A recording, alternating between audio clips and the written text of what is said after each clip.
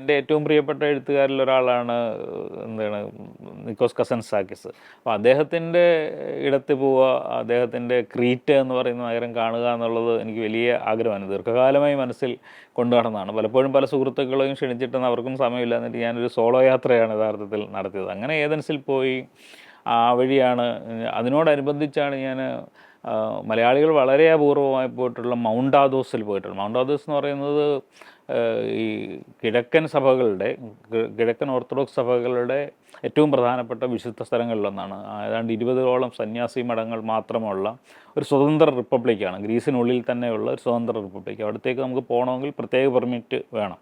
അത് ഏതൻസിൽ നിന്ന് എന്താണ് തെസലോനിക്കി എന്ന് പറയുന്ന നഗരത്തിലെത്തണം. അവിടുന്ന് 2 മണിക്കൂർ ബസ് യാത്ര നടത്തി ഔറനോപോളി എന്ന് പറയുന്ന ഒരു തീരദേശ ഗ്രാമത്തിലെത്തണം. അവിടുന്ന് 2 മണിക്കൂർ ബോട്ട് യാത്ര നടത്തി വേണം മൗണ്ട് ആഥോസിലെത്താൻ. അങ്ങനെ മൗണ്ട് ആഥോസിലെത്തി. മൗണ്ട് ആഥോസിൽ 2 ദിവസം അവിടുത്തെ സന്യാസി മഠത്തിൽ പുറംലോകവുമായി യാതൊരു തരത്തിലും ബന്ധപ്പെടാത്ത സന്യാസിമാരോടൊപ്പം 2 ദിവസങ്ങളിൽ താമസിക്കാൻ കഴിഞ്ഞു. അതിനുശേഷമാണ് ക്രീറ്റിലേക്ക് പോകുന്നത്. ക്രീറ്റിൽ ചെല്ലുന്നു.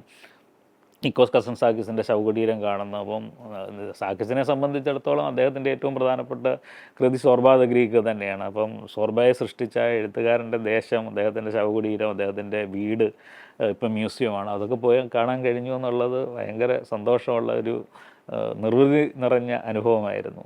നമ്മൾ എഴുതാൻ ആഗ്രഹിച്ചത് നമ്മളെക്കാൾ മനോഹരമായി മറ്റൊരാൾ എഴുതി വെക്കുമ്പോഴാണ് നമുക്ക് ഒരു എഴുത്തുകാരൻ പ്രിയപ്പെട്ടതാവുന്നത്, അല്ലെങ്കിൽ നമ്മളെ അത്ഭുതപ്പെടുത്തുന്ന ചിലത് അതിൽ നിന്ന് കിട്ടുന്നു എന്നുള്ളതാണ്.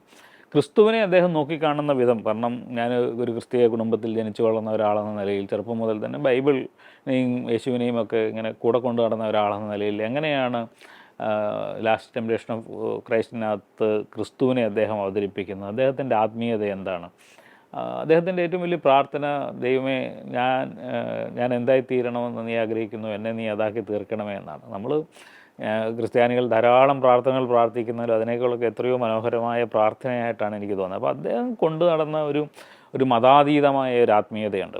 അദ്ദേഹം എല്ലാ കാലത്തും മതത്താൽ വേട്ടയാടപ്പെട്ടവനാണ്, തിരസ്കരിക്കപ്പെട്ടവനാണ്. അദ്ദേഹത്തിൻ്റെ ശവം ഡെഡ് ബോഡി ഏതൻസിൽ കൊണ്ടുവന്നപ്പോൾ അവിടെ സംസ്കരിക്കാൻ പോലും സമ്മതിക്കാത്ത വിധത്തിൽ സഭ അദ്ദേഹത്തെ തിരസ്കരിച്ചതാണെങ്കിൽ പോലും അദ്ദേഹം മുന്നോട്ട് വെച്ച ഒരു ആത്മീയത എന്നെ എല്ലാ കാലത്തും ഭയങ്കരമായിട്ട് സ്വാധീനിച്ചിട്ടുണ്ട്. അത് ഓഷോയെ വായിച്ചിട്ടുണ്ട്, ജിദ്ദു കൃഷ്ണമൂർത്തിയെ വായിച്ചിട്ടുണ്ട്, അപ്പോൾ അല്ലെങ്കിൽ ജിബ്രാനെ വായിക്കുന്നു.